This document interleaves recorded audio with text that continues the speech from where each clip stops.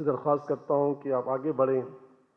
دارالمیمن کے جناب یونس صاحب سے کہوں گا کہ ہم ریاست سے براہ راست ملاقات کرتے ہیں، اور پچھلے جو مفتاح اسماعیل صاحب تھے ان سے بات ہوئی تھی تو انہوں نے کہا کہ میاں صاحب کے بچوں کو بڑی خوشی ہوئی ہے، حسن حسین کو بھی، کہ یہ پاکستان کا نظام جو ہونے جا رہا ہے بڑا اچھا ہے.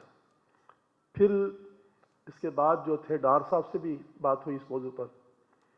تو میں چاہتا ہوں کہ ادارہ تحقیقات امام احمد رضا، جس کی یہ 43ویں کانفرنس ہے، آپ اپنے اوپر اس کا جو ہے سمجھ لیجئے بوجھ اٹھائیں، اور ریاست کو اس بات پر تو مجبور کر دیا گیا ہے کہ تمہیں کرنا ہوگا، مگر ان سے ہم لیں کہ آپ نے سوچا کیا ہے.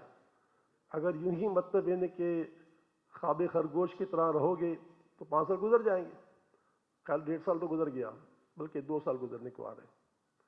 تو میں چاہتا ہوں کہ ہمارے آقا امام علیہ سنت مولانا شاہ احمد رضا خان علیہ رحمۃ الرحمان کی تعلیمات کو دوسروں نے جو ہے بہت زیادہ جو ہے لیا اور کتب لکھی، اور آج اس سے وہ جو کچھ کر رہے ہیں سب کو اس کا علم ہے.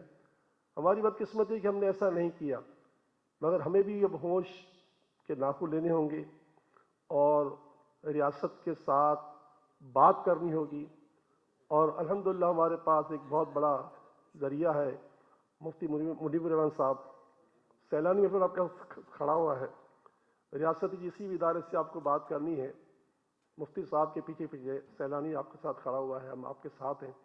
ہم انشاءاللہ تعالی ہر جگہ اس بات کا علم لے کر گئے ہیں.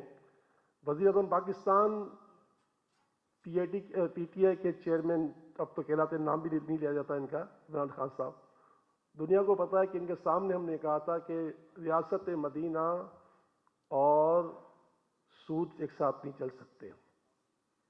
دنیا نے اس کو سنا. پھر صدر پاکستان عارف علی صاحب کو بھی کہا کہ یہ ساتھ نہیں چل سکتے.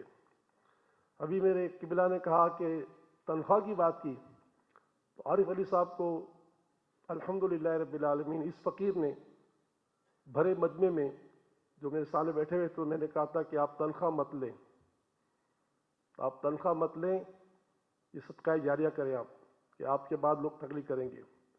عمران خان صاحب کو بھی اس وقت پورے پاکستان کے تمام میڈیا اس وقت اس کو جو ہے وہ لائیو ریکارڈ کر رہے تھے. عمران خان صاحب کو بھی ہم نے کہا کہ آپ تنخواہ مت لیں. تو الحمدللہ رب العالمین ہمارے علماء کی تربیت سے اللہ نے اتنی بڑی جرت دی ہے کہ ہم نے ان کی آنکھوں میں آنکھیں ڈال کر کہا کہ آپ تنخواہ مت لیں، آپ سود سے پاکستان کو پاک کریں. ہماری شرعی عدالت نے بھی ابھی کہہ دیا ہے. تو مجید اللہ قاضی صاحب آپ کھڑے ہو جائیں، ہم آپ کے ساتھ کھڑے ہیں. بہت شکریہ.